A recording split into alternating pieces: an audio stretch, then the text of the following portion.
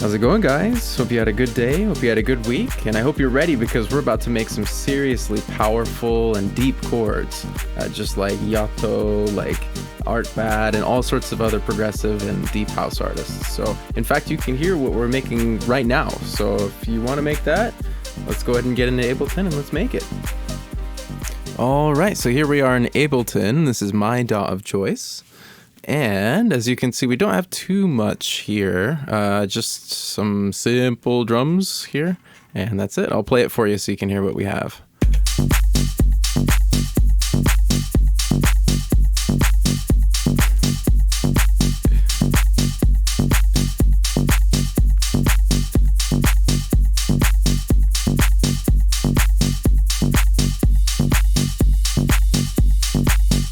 So yeah, that's it. Just those drums and then a ride coming in after 8 bars there. So nothing complicated.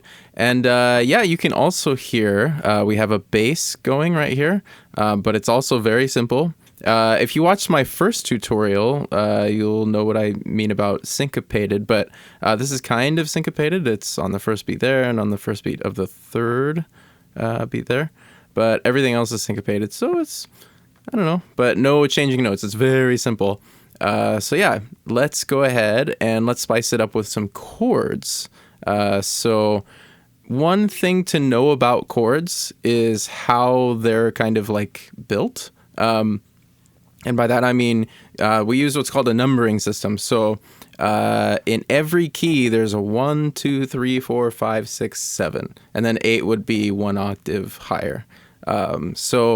Yeah, in order to build a chord, or chord progression, I'm sorry, we usually use numbers in a sequence. So for example, like 1, 2, 3 in, say, C major would be C major, D minor, E minor.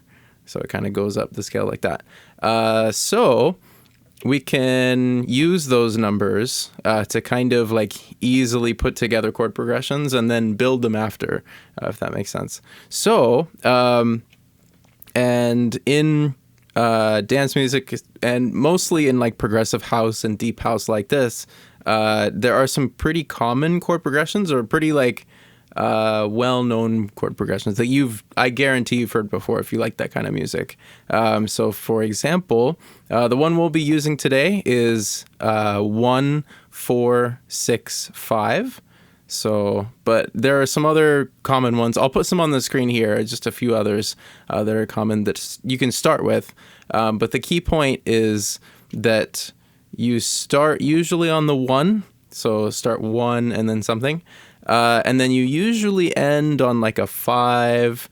You can end on the 6, but it's a little bit different. And then also the 3 is pretty common if you want a little more uplifting kind of tone to it. So yeah, usually 5 is like the safest bet. That's the most common one I've seen. So that's what we're gonna do today. And so yeah, first you decide your chord progression. We're going with 1, 4, 6, 5. And then let's go ahead and make it. So I have a relatively simple patch here in Serum. This is just a kind of synth wavy patch. Sounds like, do I have it activated? I do. So yeah, nothing too crazy, you know, and there's no like reverb on it or anything. We can put that on after when we go to mix it, but yeah, for now we're just gonna build the chords. So let's go ahead and make a MIDI track here, and probably the most common, that's our loop right there. Probably the most common kind of rhythm, especially when you have a kind of syncopated bass line like we have going up there, is to just have the chords change on the beat. That's kind of like, I don't know, a safe way to do it. In other kinds of genres, like for example, disco and piano house, they change the chords at different times, but here we'll just stay on the beat. So we'll start, we're in G minor, by the way, that bass is going in G minor. So we're gonna start on G here. There's the G, and that sounds pretty low. Let's go up an octave. There we go. And then to build the chords, so you have the key, or the scale of G minor is G, A. Oh, I can't do it. I'll just play it on here, just like last time. G, A, B flat, C, D, E flat, F, and G. So there you go. And so, yeah, we're going to take the 1. So like I said, the numbering system, the 1 is G. The 3 is B flat here. And then the 5, the 5th note of the scale, is the D there. So that's our first chord, G minor. Now, like I said, this is a 1, 4, 5, or 1, 4, 6, 5. Even I can't remember it. Progression. So we're going to control D to duplicate this and then move it up to the 4th. So G, and then going up to the 4 is A, B, and C is the 4. So we're going to move this guy up to C. Whoa. Okay, there we have it. And now I'm going to control D again, just to make sure this is in key. So it should be C minor. So that is important. And then we'll control D to copy that again. We'll build the 6th chord here. So another couple slots up, it'll be D, E flat. I'm going to select all of them. There we go. E flat is the 6th. And then, that is actually not in key. It needs to be a major chord. So, yeah, let's move that little guy up. And you see the F sharp there, that's not in the key. That's what I'm looking at right now. So this needs to move up 1/2 step to G. And now it's in key. So this will be a major chord. So it's minor, minor, major. And then control D to copy again. And then to go to the 5th, it's just 1/2 step down. So D is the 5th. So it's the 5th note in the scale. And it needs to be a minor because this note right here, F sharp again, is not in key. So we'll move that guy down 1/2 step. And boom, we have it. So yeah, if we play it, this is going to be kind of quick because it's only 1 measure long. But here we go. So you hear how it goes? Now, if we extend that out, so usually in progressive house, like I mentioned, it's going to be about 2 measures per chord for this kind of track, I guess. So we're going to hit this little button right here to extend it, to duplicate it. No, not duplicate it, like double it, I guess.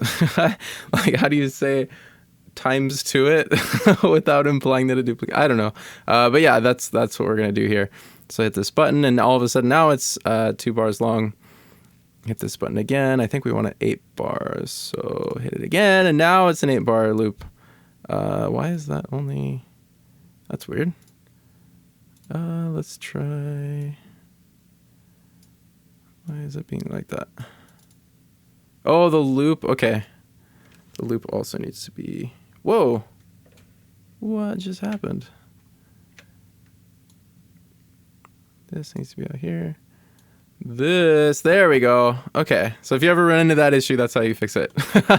I do not run into that issue very often. Okay, so now we have our chords. So this is how it would sound like in the rhythm of the track.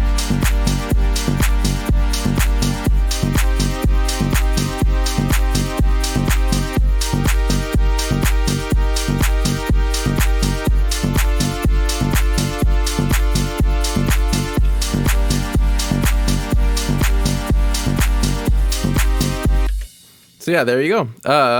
And there are other ways we can kind of make this sound better. So one way is to kind of invert it. So right now it's kind of like all over the place. It starts down here, and then it goes up really high, and then comes back down again. And that's good, but I think having some like underlying part of it that stays the same, I think is a good move. So what we're gonna do, let's see. I'm gonna take this G and move it down, because that way it's the same as the first one here. So this is what I'm doing right now is called inverting. I'm inverting the chords, because the real bass of that chord is the C, but we're moving this down to be the bottom note. And I think we'll do likewise with this guy here. Let's move that down there. And then, so yeah, I think having this G, because that's the root note of the song, sounds pretty good. There's no G in the final chord though. So let's go ahead and just put it there. This is another thing called a chord extension. So it's not actually part of the chord, but if it's kind of like an octave below or an octave higher, it'll sound kind of cool with the chord.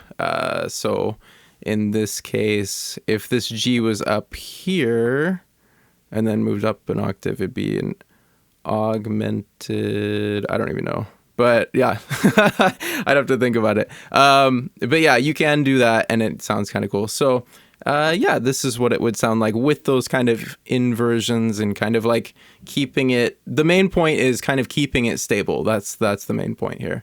So this is what it sounds like.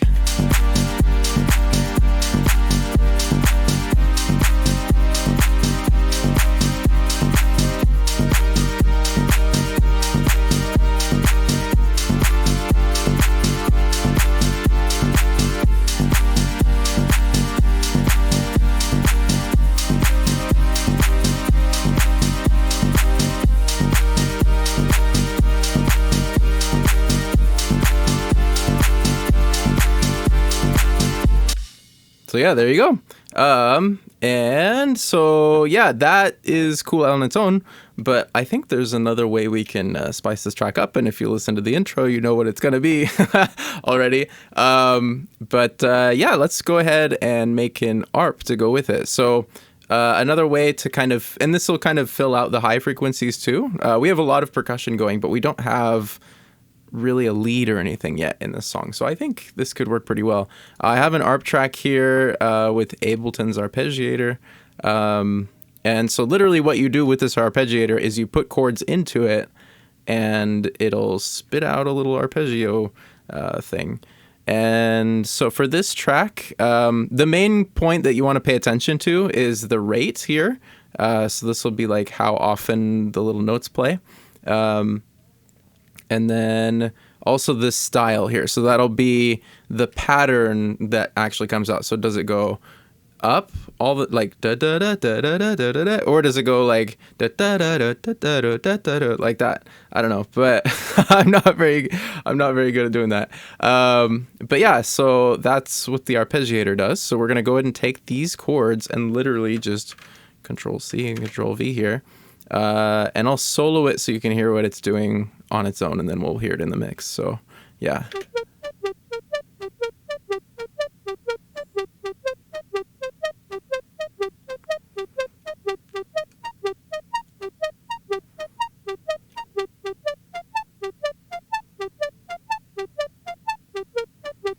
So yeah, there you go. Doesn't sound too crazy on its own.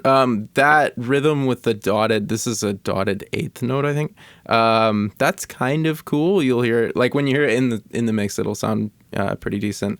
But yeah, let's hear it in the mix and hear how it kind of meshes with the bass line and with the chords here. So here we go.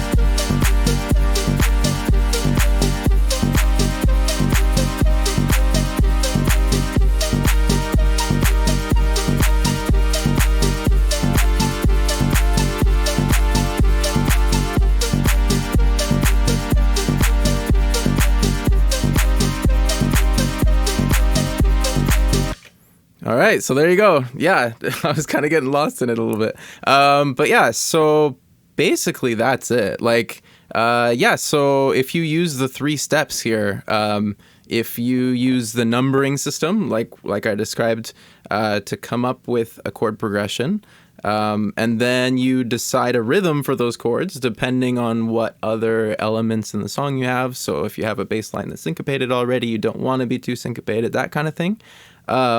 And then finally, you can take those chords and build arpeggios. If you watch my first tutorial, you would know that you can kind of use it to build a bass line, or if you don't already have one, or build a melody, that kind of thing too. So yeah, 3 steps, and all of a sudden you've got a banging progressive house song. So there you go. All right. Alright, so that's going to do it for today's tutorial on chord progressions. I hope you learned something, and if you did, be sure to like and subscribe and hit the bell notification so you don't miss the next one. Also, be sure to follow me on social media. My links should be in the bottom right for you, right there. I think I'm pointing to them. Anyway, yeah, be sure to follow me there. I post memes, I post tips and tricks and all sorts of other stuff. So, yeah, with that said, stay safe, stay happy, and I'll see you in the next one.